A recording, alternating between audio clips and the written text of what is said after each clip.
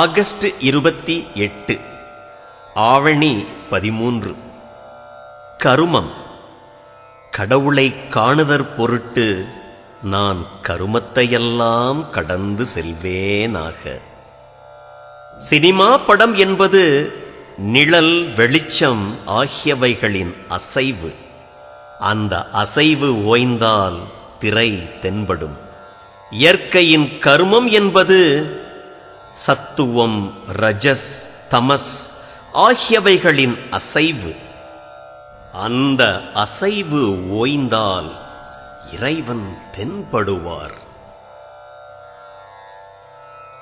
வேண்டார்கள் கன்மம் விமலனுக்கு ஆட்பட்டோர், வேண்டார்கள் கன்மம் அதில் இச்சையற்ற பேர், வேண்டார்கள் கன்மம் மிகு சிவயோகிகள், வேண்டார்கள் கன்மம் மிகுதியோராய்ந்தன்பே.